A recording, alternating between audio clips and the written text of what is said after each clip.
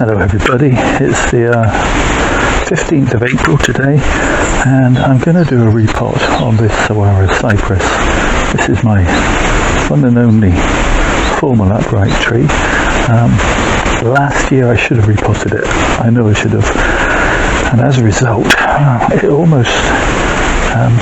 almost pushing itself out of the pot with the amount of root growth, and sadly didn't enjoy that massive heat wave that we had.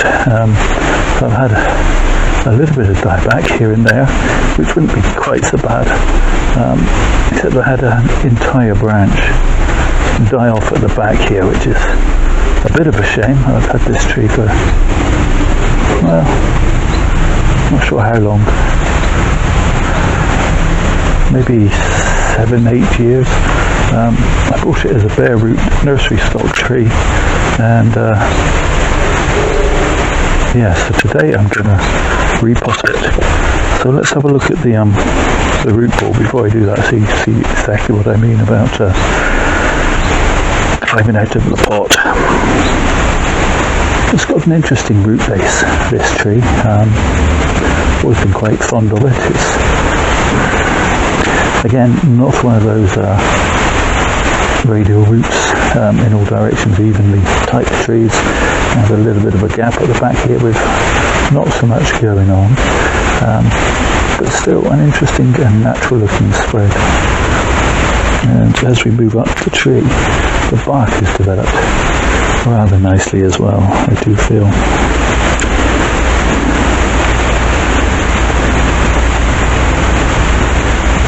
It has quite a feel looking at it from this angle. Let me lower you down a little more. Which you're stood at the base of a tree looking up.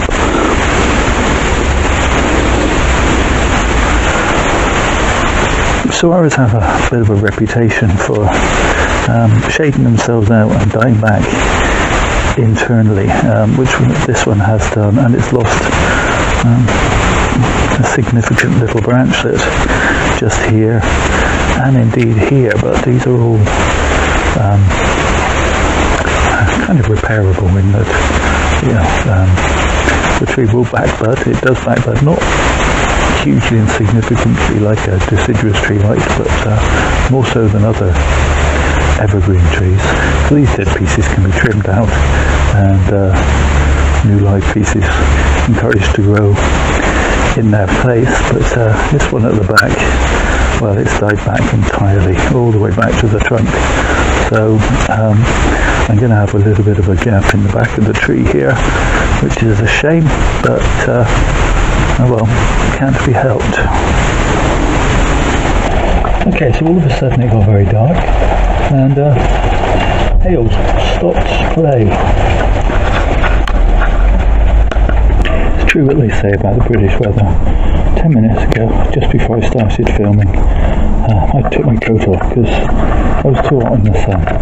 Started filming, and well, we've just had 5 minutes of hail. Now that's blowing over, and I think the sun's about to come out again. Yeah, if you don't like the weather, wait 10 minutes, it'll be doing something else. Okay, so now the hail is over. Come back out and see if we can get this tree out of its pot, and shouldn't be too terribly difficult. It's half out already. I can't remember, is it wired in? If it's got it possibly top heavy, it doesn't appear to be. No, there's no wires under there, so it is very heavy. Okay, so let's get the repotting tray on. Okay, so Cooper's coming to join us, and say hello to the people. Hello to the people. Very good, very good. Let's see if we can get this.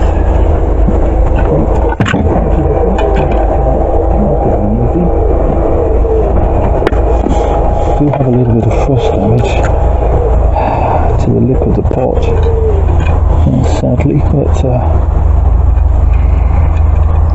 not going to replace the pot. I'll keep using it for a while longer. It's not terribly noticeable. I think getting the root ball clean on this is going to be quite a chore.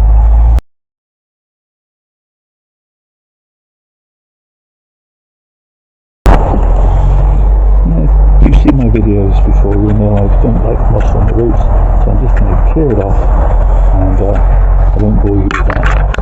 Okay, so I've got rid of all the moss, the majority of it, and now I just want to try and scrape back some of the surface and expose a little bit more of this root base. When you've got a nice root base, it's nice to be able to see it.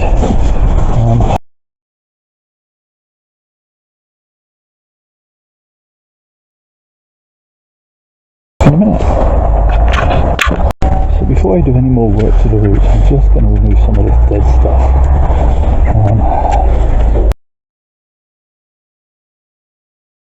And as I said, these trees are well known for their ability to shade out their own centre. In fact, when I bought this tree, it was sort of a basic pyramid, and I just had to clean out loads of dead stuff to be able to find the inner branches, and from there I was able to find the trunk and produce what I think is a relatively interesting formal upright. I mean, it's formal upright in that the trunk is pretty straight. The branches themselves aren't particularly formal. They've got quite a lot of bend and movement in them, but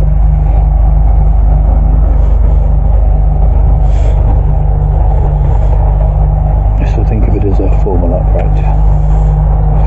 So I could just maybe chin that at a later date.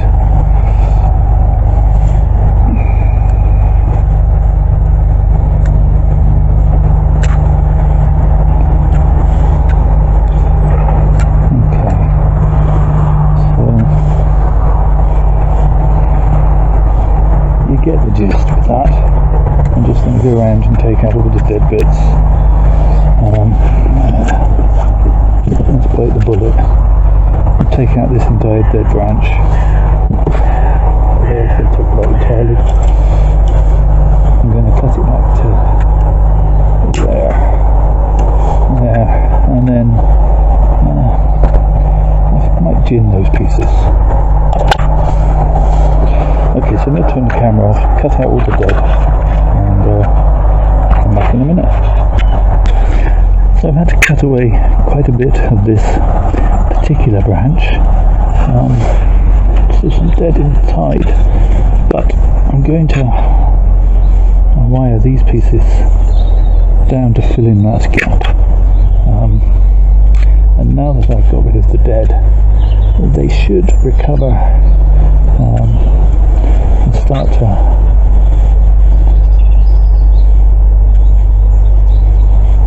fill in that gap quite nicely.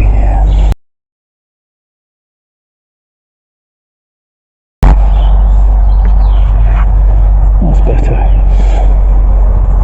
If we look at the apex here, it all looks quite healthy, but here's a perfect example of how internally the tree begins to shade itself out, so a lot of dead stuff in here.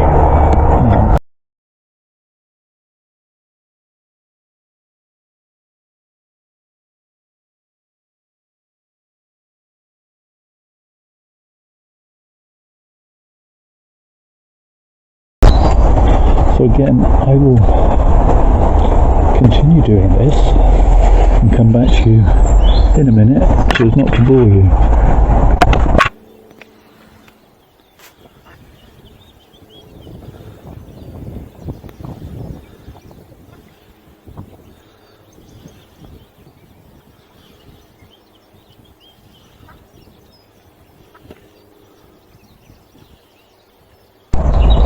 The tree is so root bound that I actually think I'm going to be on a hiding to nowhere trying to cut through it with a pair of root shears. So I'm going to take my root pruning saw and get my way around.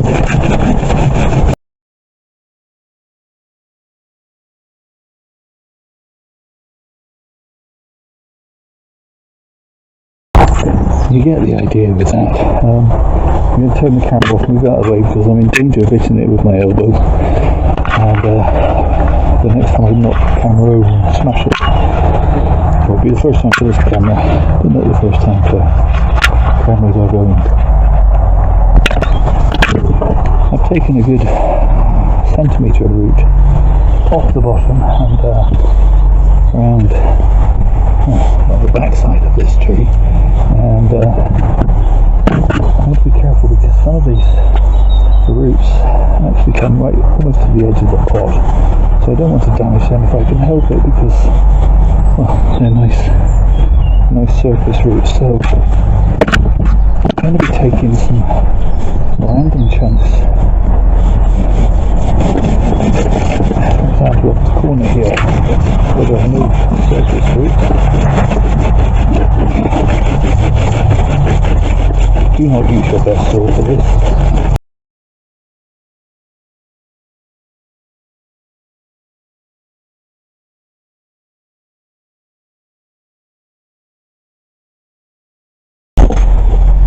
I'll continue on.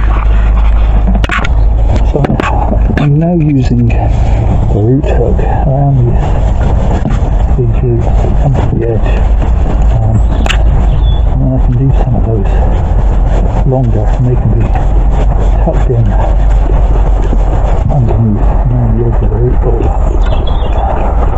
Something I have noticed is that the root ball is quite dry with this tree. So once I get this repotted, or even before I give it repotted, I might give it a darn good soak.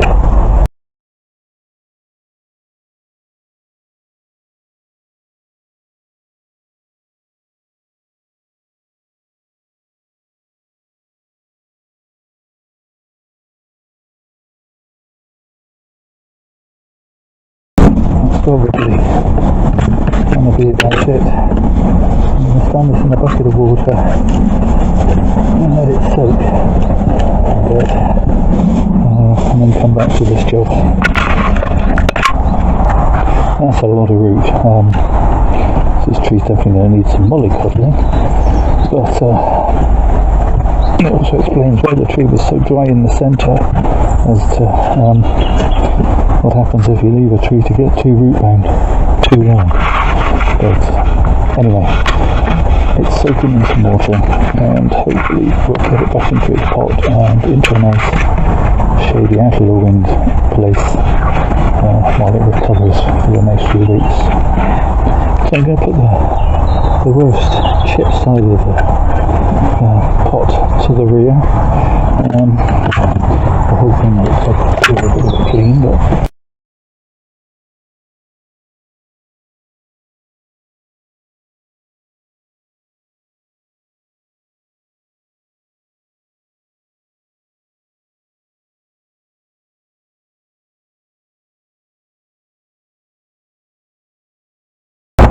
just going to add some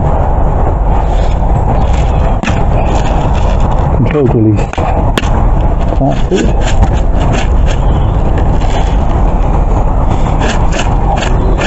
On the bottom, mix it in a little.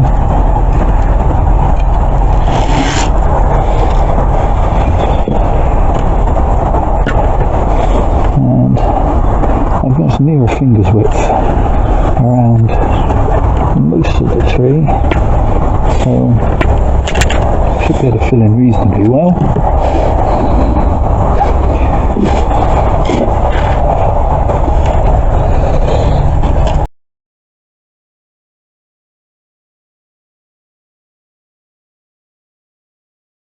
I'll continue on round.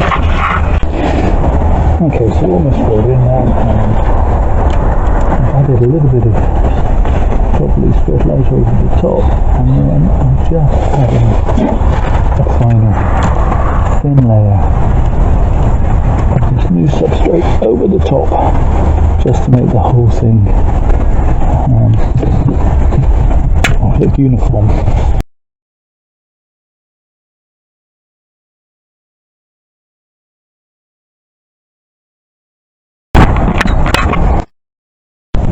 Okay, so there we have the tree cleaned up and back in its pot. Hopefully, although I did remove a lot of root,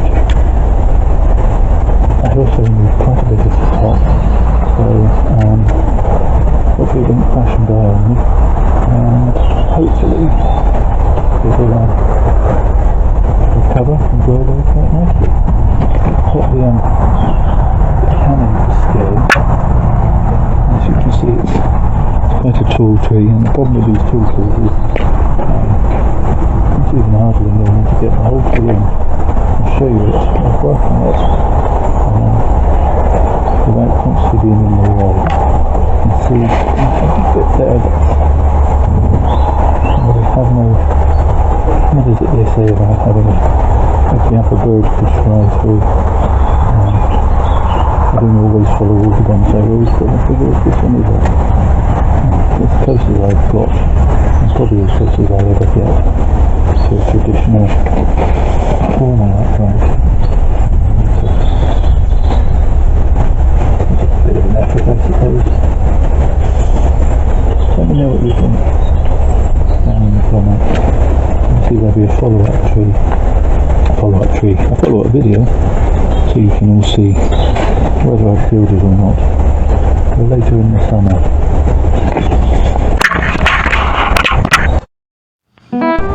So that's it for this one. As I say, check out the playlist below, do all the usual YouTube things, the liking, the subscribing, and the commenting. But most of all, please stay safe everybody.